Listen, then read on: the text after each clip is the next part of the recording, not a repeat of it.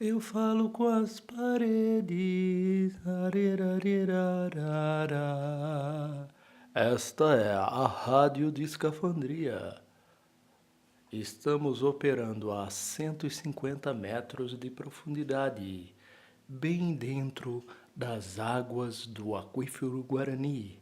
Somos os intraterrenos da cidade submersa de Escafandria, transmitindo tanto para a superfície do planeta quanto para os intraterrenos.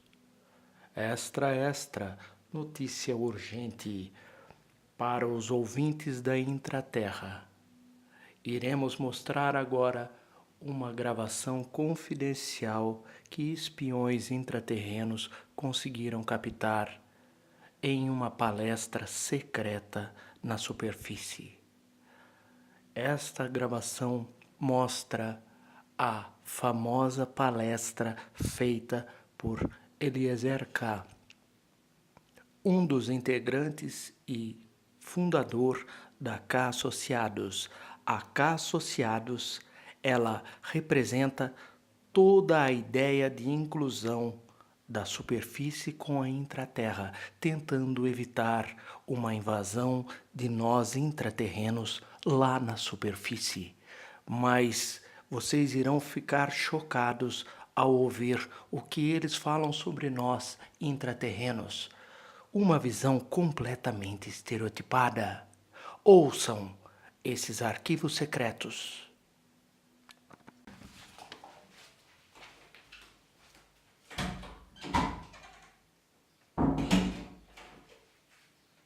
Muito bem, pessoal. Vamos começar? Queria pedir desculpa, eu estou um pouquinho atrasado. Eu fiz de tudo para chegar a tempo, mas como podem ver, não tô? É mesmo. Tá marcado para que horas? 8h30? Ah, o meu relógio está marcando 8h30. Muito bem. Vamos começar? Vocês devem estar se perguntando o que é que tem dentro dessas embalagens de plástico. Acertei? Bom, você deve ter visto naqueles filmes uma coisa parecida. Sabe aqueles filmes de assassinato? Então, aqueles que os caras do FBI ficam procurando provas numa área demarcada. Qualquer coisa que eles acham que pareça um pouquinho suspeito, eles pegam uma pinça, pegam a coisa, levantam até a altura dos olhos, fazem uma careta e enfia dentro de um saquinho plástico. Pois bem, é isso. Só que isso não é um filme. É a mais pura realidade.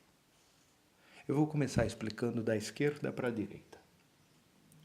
Todos esses materiais foram submetidos à análise química na NASA. Os laboratórios da NASA. Mas até agora ainda nada de significativo foi comprovado. Então vocês se perguntariam, por que eles significam tanto? Por que eles têm tanto valor? E eu respondo, por causa da situação, do contexto em que cada uma dessas provas foram encontradas. Eu disse que iria começar da esquerda. Pois bem. Esse aqui, por exemplo, nos parece uma simples bituca de cigarro, manchada com batom. Seguindo a ordem, nesse outro aqui um chiclete mascado, cheio de baba. Eu sei que parece simples, gente, mas prosseguindo. Aqui vocês identificam um cartão telefônico da Telesp.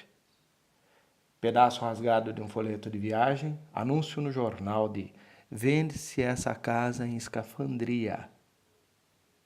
Percebem? Essa prova pode ser um erro cometido pelo jornal. Também pode ser uma brincadeira, um trote. Mas não importa. Aqui tem mais prova, aqui tem mais outra, aqui outra. Vocês entendem onde eu quero chegar?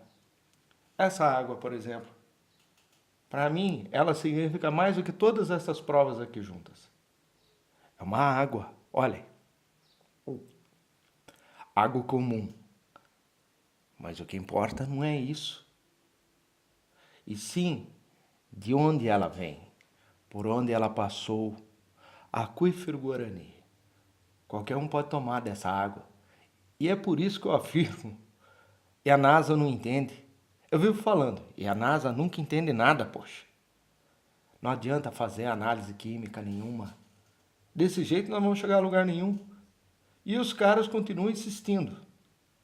Nós estamos diante de um problema internacional que envolve as nações do mundo inteiro. E o que eles não conseguem entender é porque foi bem aqui em Botucatu. Eu respondo, simples. Foi bem aqui debaixo da gente que os caras encontraram as condições climáticas necessárias para que eles pudessem sobreviver. No dia 28 de março de 2002, um sujeito que não podemos identificar,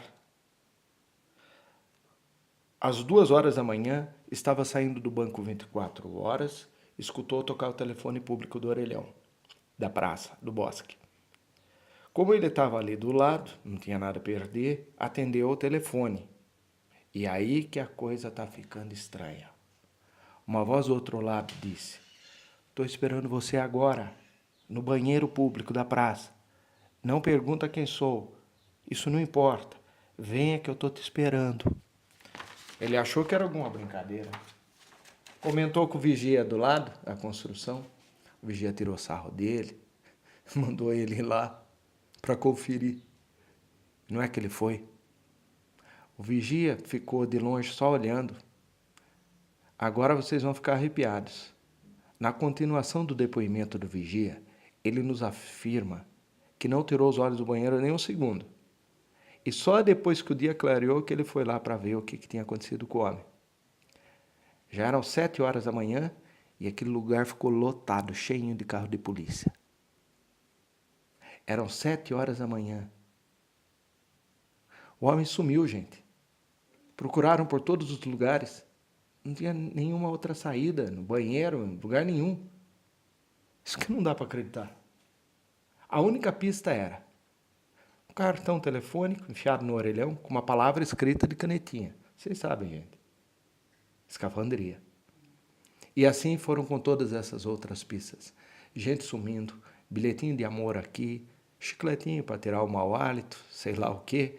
Depois do lance, acender um cigarrinho. Quem sabe o convite para uma viagem, um convite camuflado no anúncio de casa para que fosse morar juntos, não sei. Tudo isso é muito estranho. São coisinhas assim que estão deixando o cabelo em pé dos gringos lá fora. Aquela conversa de água da Amazônia.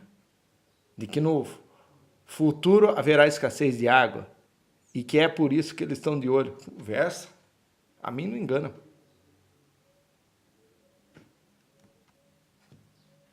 Existe uma teoria que fala, caramba, não acho aqui, que fala, pronto, aqui, que fala que as casas de escafandria são exatamente iguais às daqui da superfície. Interessante, não é? Se você olhar a cidade de um lugar alto, vai poder ter a impressão, um pouco a visão do que seria a cidade lá embaixo de Escafandria. Veja bem, se a gente pegar a casa de cada um daqui, lá embaixo, submersa no aquífero Guarani, isso, em hipótese, teria uma outra idêntica a ela, lá embaixo, submersa. Há quem diga que se você pintar a sua casa aqui em cima, num dia, no outro eles pintam a deles lá embaixo. Filosofando um pouco. Isso faz com que a gente tenha, em certo momento eu disse, a impressão de não saber se estamos em Escafandria ou em Botucatu. Se a cidade é igualzinha, as pessoas, não sei, são idênticas. É só uma hipótese, só isso. Faz com que... Eu não sei, não podemos afirmar nada. Se eu afirmar que aqui é a superfície, vocês acreditariam?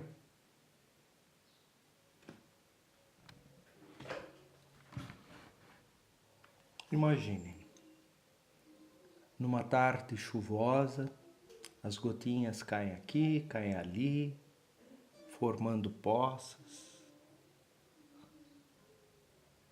Não seria a água que está sobre a gente, correndo solta e desenfreada, a água do aquífero Guarani? Que pelo processo natural se infiltra pela cúpula e cai em forma de chuva, só que de forma inversa. Os rios aqui evaporam, sobem, o aquífero aumenta, o aquífero lá em cima. Aumenta o volume da água até um ponto em que a pressão é tanta mesmo, que ela se comprime e transpassa a cúpula. A cúpula que está sobre nós, entende? Transpassa a cúpula, se transformando em chuva, voltando novamente aos rios aqui embaixo. A tese é interessante, né? Mas eu acho que não é real. Já que a Terra é algo finito, se caminharmos para o seu interior sem parar, com certeza a gente iria atravessar a Terra. Se isso vira moda, o planeta vira um queijo suíço. Vai que algum dia liberem a viagem vertical entre as duas cidades, a da superfície e a de baixo da intraterra. Isso sem cobrar tarifa ou divididas em planos facilitados de pagamentos. Várias prestações, lota de agente de viagem, lota de agências de viagem, de uma hora para outra. Imagine elevadores por todo canto, e pior, sei lá quantas cidades pensando nisso na mesma hora. Todos ao mesmo tempo, querendo ganhar dinheiro, hein? Vai para cima, vai para baixo. Digamos que o túnel não atravesse o globo terrestre.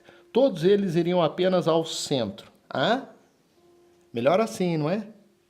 Teríamos apenas uma parada final, bem no centro, no interior da Terra. E uma outra lá em cima, na superfície. Aí já parece interessante.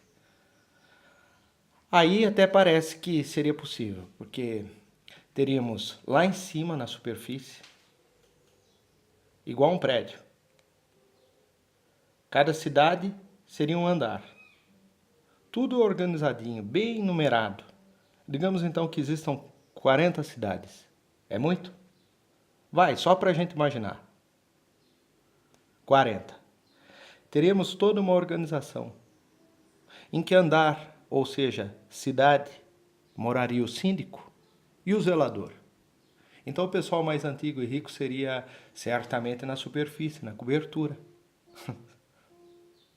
Cada elevador desses teria que ser enorme, gigante. Transportaria diariamente para cima e para baixo milhões de pessoas. O globo terrestre seria de um momento para o outro furado de fora a fora, tanto verticalmente quanto horizontalmente. Isso eu digo em todas as direções possíveis, inimagináveis. A gente tem que dizer, de um momento para o outro, a Terra seria pulverizada, transformada em quadradinhos soltos pelo espaço. Isso é absurdo. Vamos torcer para que essa teoria seja apenas uma teoria e que nada disso seja real. Também temos que ver que ela vai dar na teoria inicial. A que nos parece real. A de que existe apenas um mundo fora e um mundo dentro. Apenas dois mundos. A cidade número 1 é a cidade número 40. Duas. Melhor assim, já estava virando coisa de megalomaníaco. É muito, né? 40 é o cúmulo. Duas. Botucatu é a que vivemos. Vamos definir assim. E a outra lá embaixo, e que segundo estudos, pesquisas, não tem nada a ver, em hipótese alguma, com essa daqui. E diga-se de passagem, pode até, eu digo, ser comparada com paraíso. Dê uma olhadinha nesse mapa. Isso. Segundo depoimentos de pessoas que andaram por lá, demarcamos os seus limites. Aqui é o veio central do aquífero Guarani, atravessando o Brasil, passando por 4 países. Ele passa pela Argentina, Paraguai e Uruguai. Dê uma olhada nesse slide. Pronto. Podemos ver a sua dimensão bem debaixo dos nossos pés. Bem aqui. Escafandria, maior descoberta arqueológica de todos os tempos.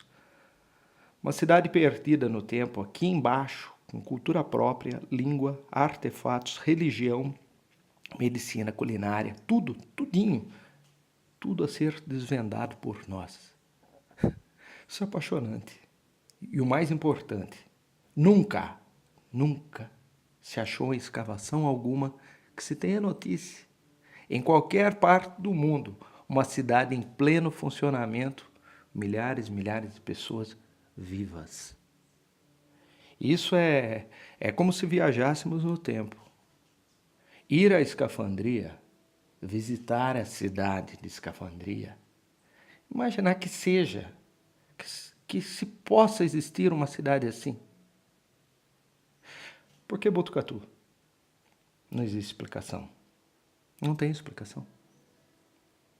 E também porque o centro de Escafandria, a entrada principal, está situada bem aqui. A gente não pode explicar. É possível que existam outras cidades espalhadas por aí debaixo da terra? Sim, é possível.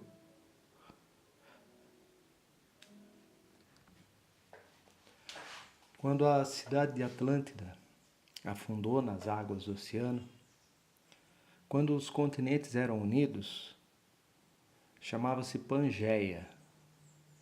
E eles se separaram e a cidade de Atlântida afundou. Com a separação, houve ali a possibilidade de muitas pessoas virem a escapar. Como? Entrando em cavernas. Mas ainda essa não era a solução. Algumas pessoas mais sábias e mais preparadas conheciam certas formas orgânicas, verdadeiras cápsulas naturais de nome Minolta. Essa foi a solução. Famílias e mais famílias acomodadas dentro dessa cápsula submergiram em defesas para as profundezas das águas, em direção de novas terras, em busca de novas formas de vida.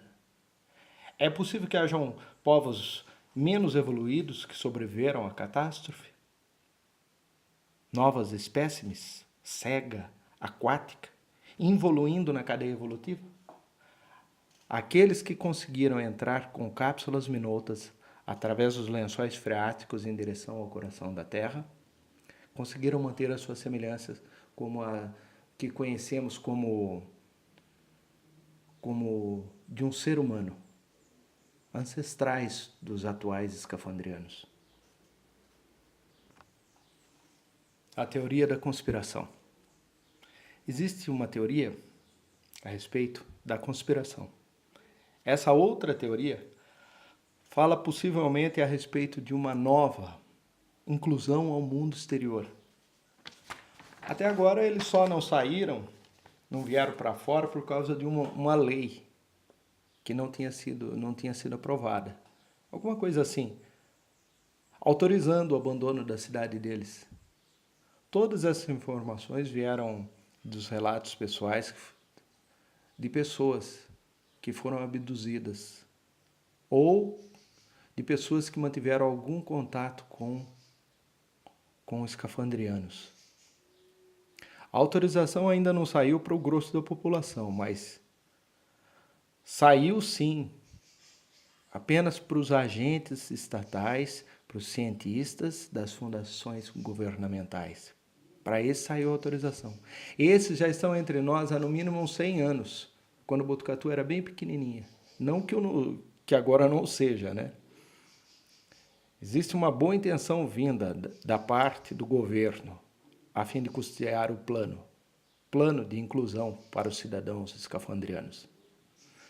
Aqui em cima, existem vários postos que foram instalados na cidade para colher material genético da gente, colher material genético da gente que mora aqui na superfície. Isso por quê? Para facilitar a adaptação, deixá-los mais aptos geneticamente. Porque imagine, por mais iluminada, ventilada que seja a escafandria, com as maneiras sofisticadas e tudo para produzir oxigênio, luz, alimento, mesmo assim os caras devem chegar mal pra caramba. Devem ser bem mal nutridos. Agora que eles são bem mais avançados que nós, isso são.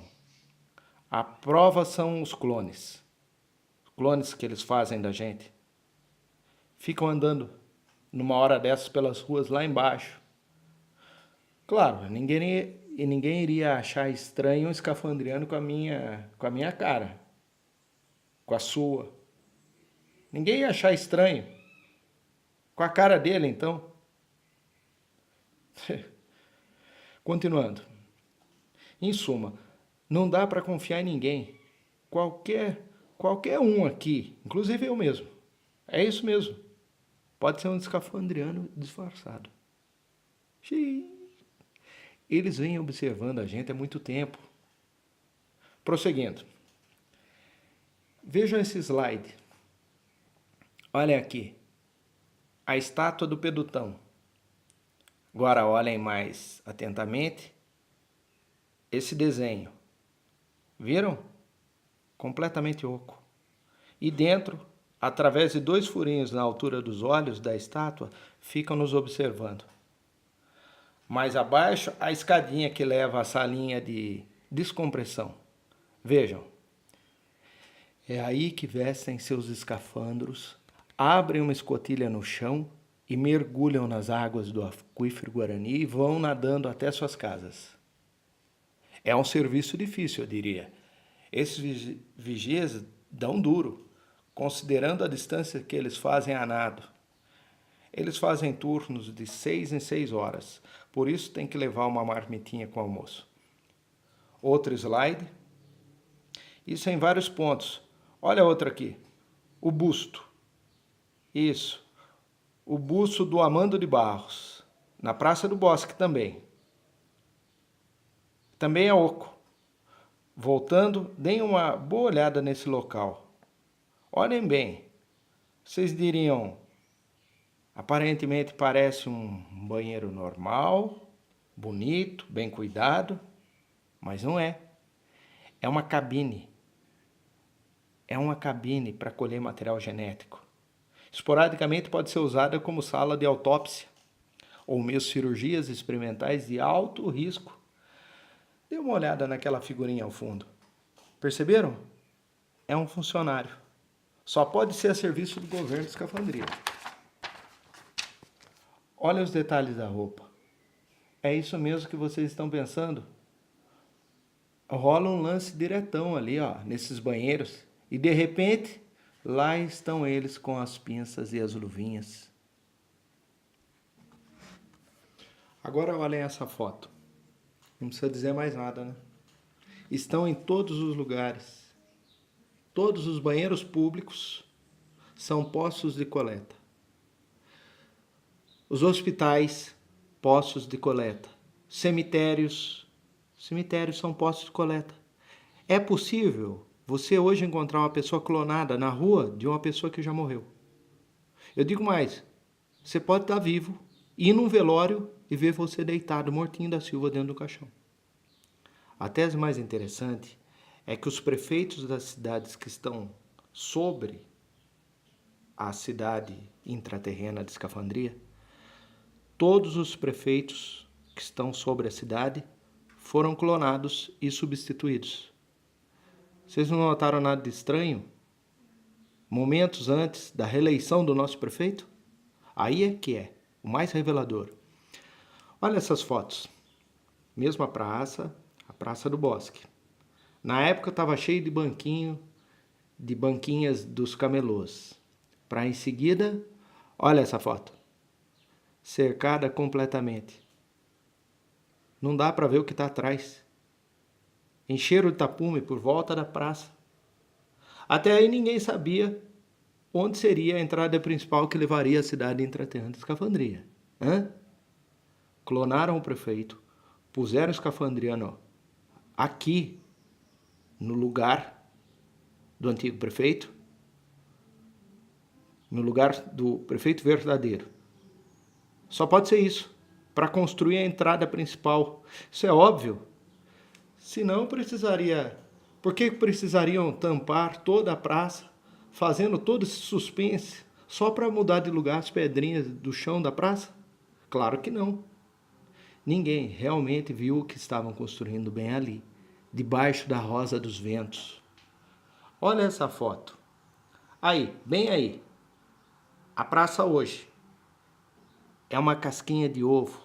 Se o cara tiver um pouquinho acima do peso, babau, o chão pode quebrar, o cara afunda na água e se não tiver ninguém para acudir, ele pode até morrer afogado.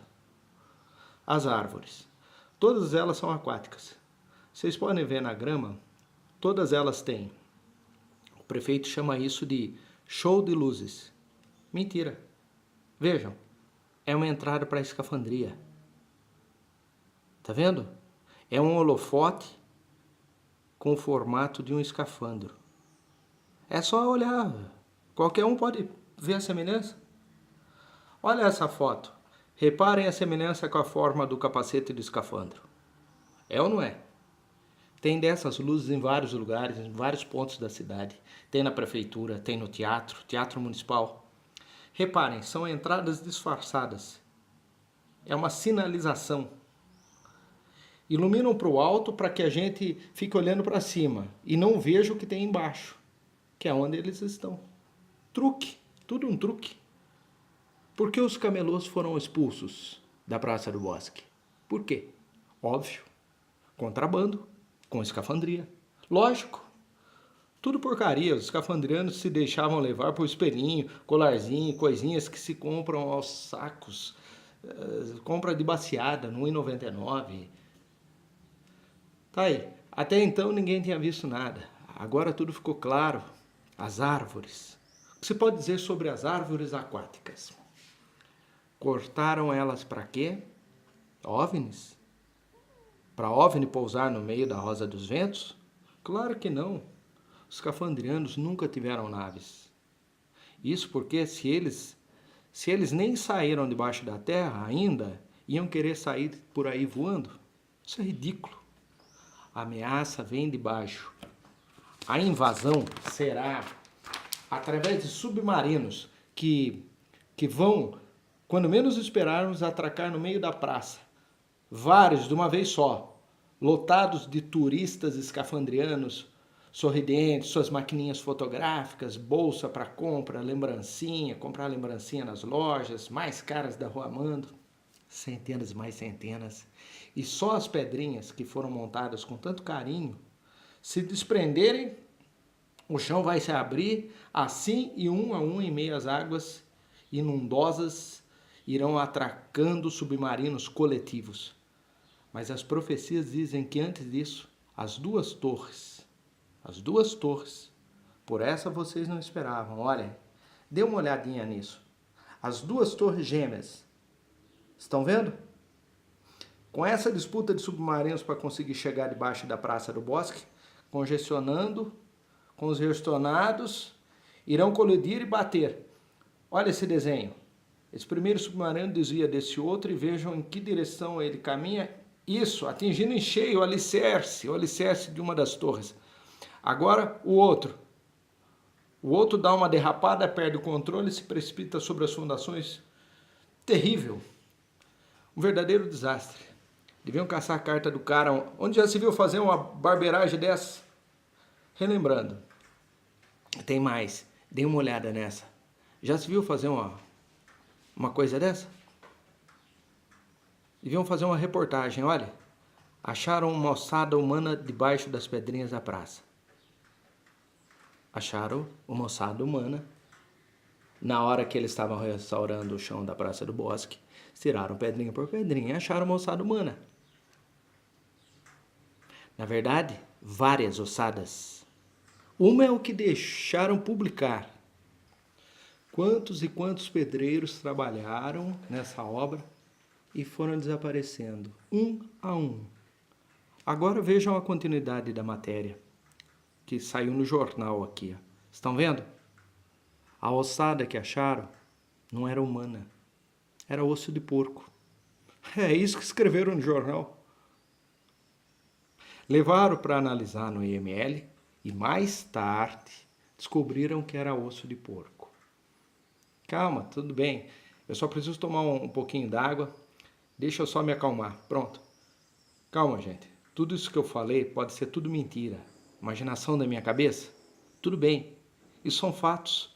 É compreensível, mas... não dá. Não tem saída. Nós estamos ferrados. Ninguém sabe.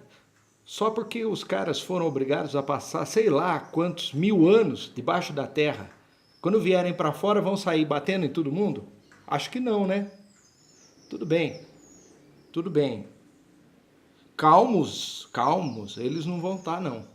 Qualquer uma numa situação dessa iria ficar meio nervoso. Mas espera aí. Não podem. São seres superiores. Escafandria é um paraíso dentro da terra. É isso? É isso. Temos aqui registros de diferentes depoimentos das pessoas que foram abduzidas, levadas na marra até a escafandria. Tem alguma coisa anotada aqui? Em algum lugar? Onde é que está? Droga, onde é que está isso? Aqui, ó. Sorte. Achei. Estão vendo? Assassinato em Escafandria. Adoro esse filme. Vou ler a sinopse para vocês. Escafandria não existe. Assassinato em Escafandria é a história de um homem comum que sonha com aventuras. Acaba se dando mal por ter sequestrado o prefeito, ficando dividido entre a loucura e a sanidade. É internado numa clínica para insanos mentais e a realidade diante do ato de ter sequestrado o prefeito. Escafandria é um sonho utópico, um lugar lindo, maravilhoso, bem nas profundezas da Terra, mas decaída por ter desvirtuado do sonho original, levando à queda do seu último império. Uma verdadeira rede de espionagem. Eles têm como objetivo libertar o prefeito sequestrado, que é conhecido pelo codinome Amarelo, que em inglês é Yellow, que está lá, em Escafandria. Sequestraram e puseram um clone no lugar dele aqui em cima. Sonoplastia linda, Yellow Submarine, Beatles, Yellow Submarine, oh yeah.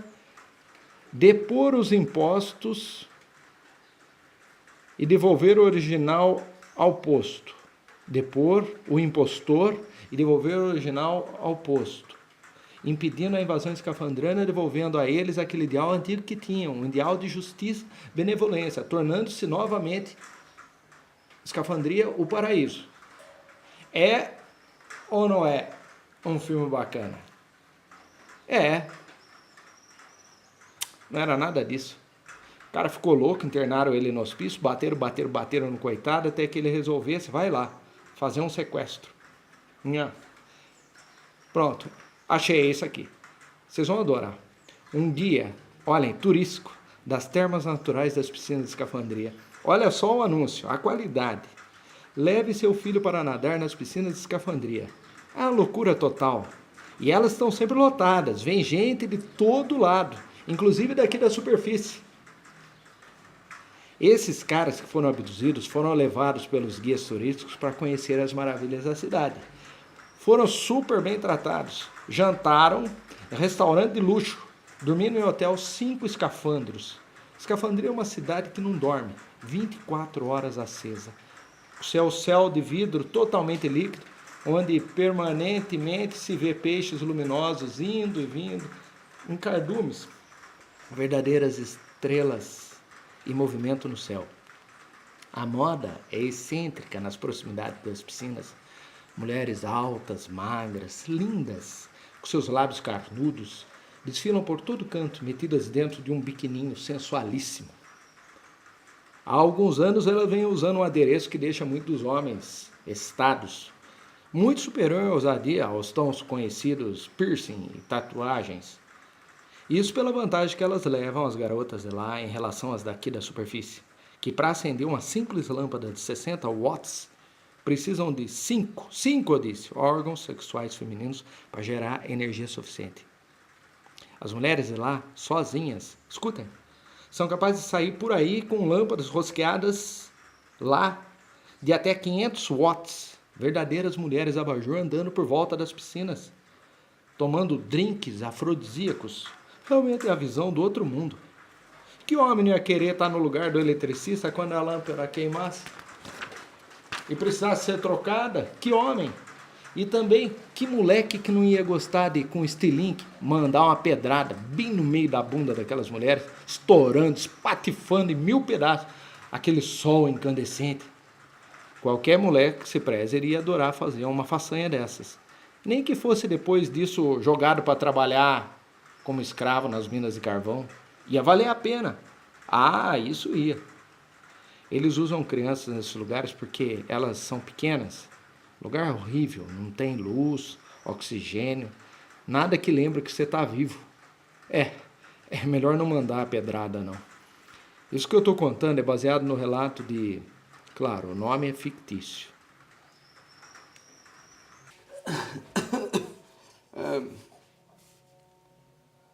Meu nome?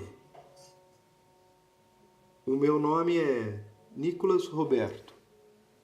Isso aconteceu quando estávamos saindo de férias para visitar a casa da minha avó. Eu me lembro que meu pai estava muito nervoso com a minha mãe, quando de repente um carro com os faróis ligados veio em nossa direção e nos jogou no lago. O carro começou a afundar. Eu achei que eu iria morrer. Todos nós iríamos morrer. Foi quando vimos do lado de fora, no fundo da água, um homem vestindo uma roupa de mergulho antiga, essas roupas de escafandro, e deu umas batidinhas no vidro da janela. Depois disso, nós não nos lembrávamos de mais nada depois. A conclusão que a gente chegou, bem depois disso, é que ele tinha levado a gente para a cidade submersa. Nós acordamos os três num apartamento sem saber o que nos levou até lá. Não sabíamos de nada. Eu tinha 15 anos de idade e a conclusão que a minha família chegou é que nós deveríamos aproveitar o lugar. E foram os anos mais incríveis de toda a minha vida. Naquela época eu já me julgava bem crescidinho, o suficiente para sair sozinho por aí. Mamãe perguntou ao papai se eu podia dar uma olhadinha por aí, dar uma voltinha. Ele disse que tudo bem, que não tinha problema algum. Eu me lembro que eu saí todo orgulhoso, só de sunguinha, descalço, sem camisa, para ir até a área das piscinas. Entrei no elevador, apertei o botão e desci até o térreo. Na hora que as portas se abriram, vi um lugar enorme. Era um shopping cheio de gente, andando para lá, andando para cá, com sacola, comprando. Gente rindo por todo lado, exatamente iguais a gente. Mas não sei, pareciam ser muito, mas muito mais felizes. Foi quando eu entrei no complexo das piscinas. Aí o bicho pegou. Eu nunca vi um lugar tão bonito. A água refletia por todos os cantos. Parecia que a pele das pessoas, não sei se era por causa do bronzeamento artificial, pelas águas serem medicinais, eram sedosas, mergulhavam na piscina e saíam com a água escorrendo pelo corpo, que só a brisa do ar já começava a secar.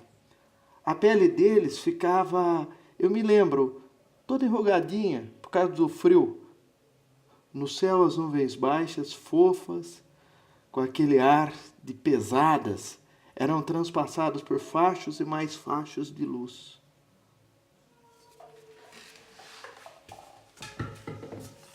Na frestinha, uma área de nuvens, vi a parte líquida do céu, como se a piscina estivesse de ponta cabeça.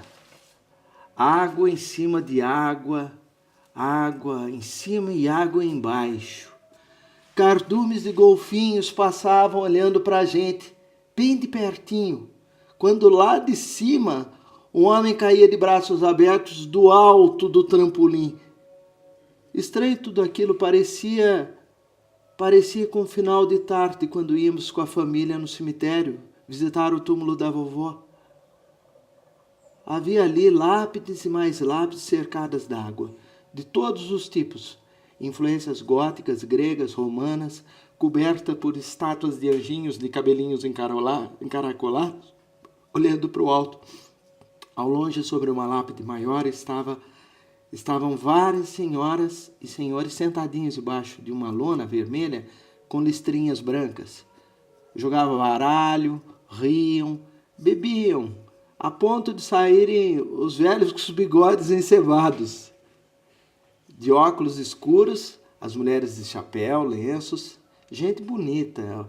Ora passavam creme, protetor, ora limpavam a boquinha dos filhos que ficavam por ali brincando e paravam um pouquinho para comer uma coxinha, uma esfirra. Pulava-se na piscina e, ao tirar a cabeça d'água, dá de cara com uma plaquinha numa lápide, com as fotos das pessoas mortas, rindo, felizes. Eu resolvi também entrar na água. Estava uma delícia, nem muito quente, nem muito fria, refrescante. Vi várias garotas brincando com uma bola amarela dentro da piscina. Aí eu não resisti, fui até lá e pedi para brincar também. Ficavam lindas com os cabelos molhados.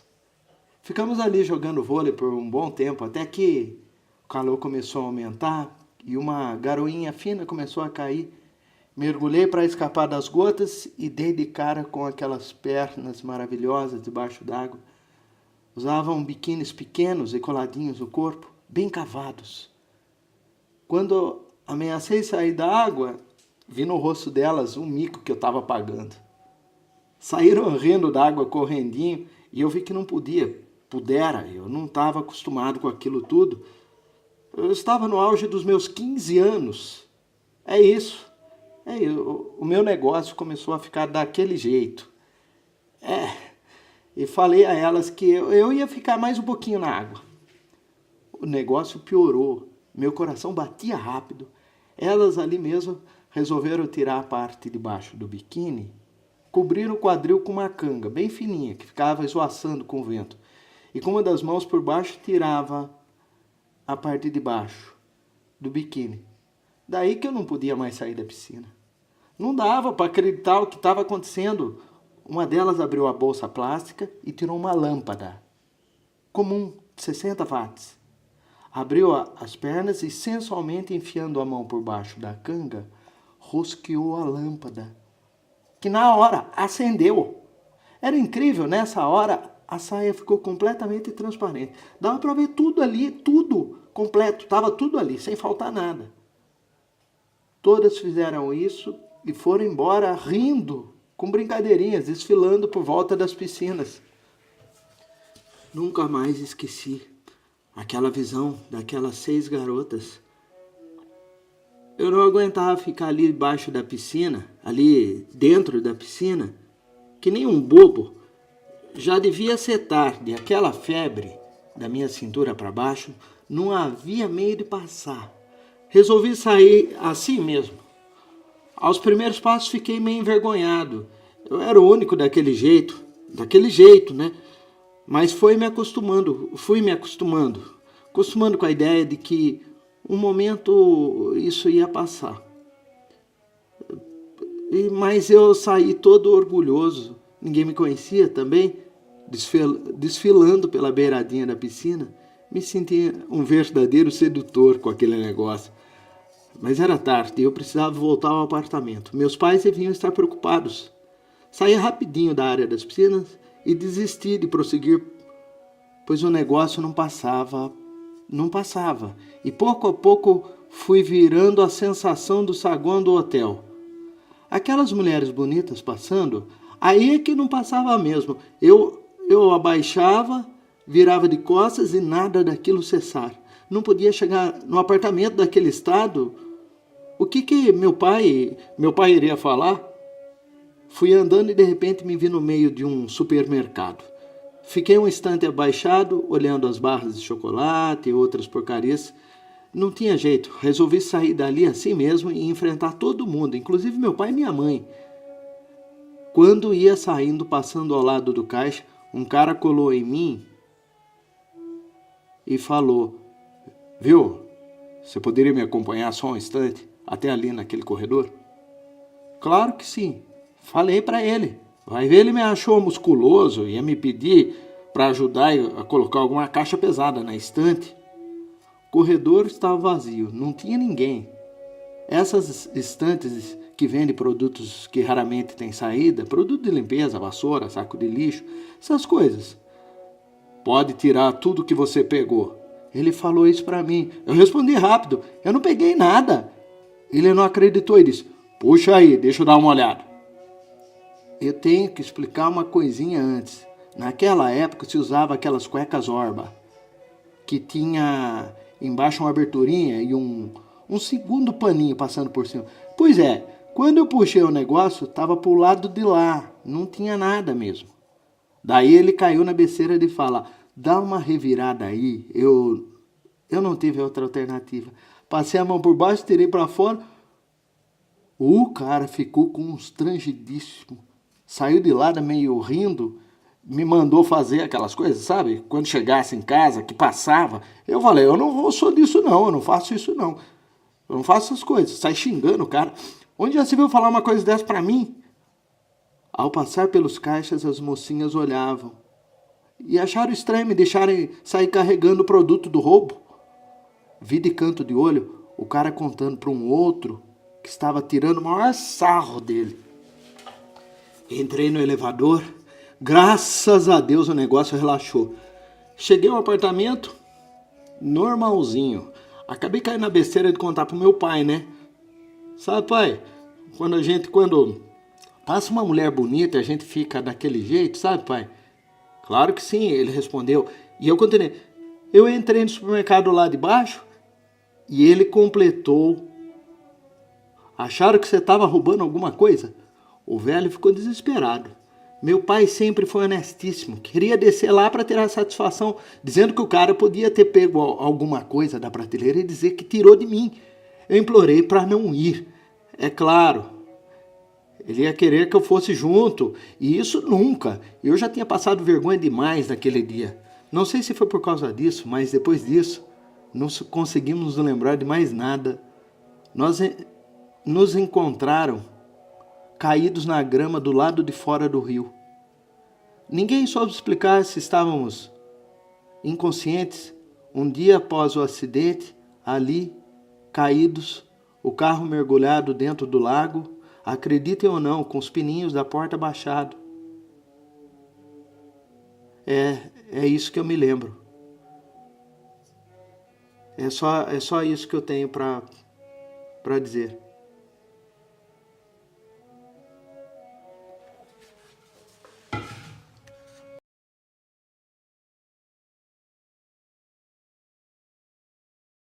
Encerramos agora a transmissão da Rádio de Escafandria. A Rádio de Escafandria sai agora do ar. Tenham todos uma boa noite. Descansem em paz.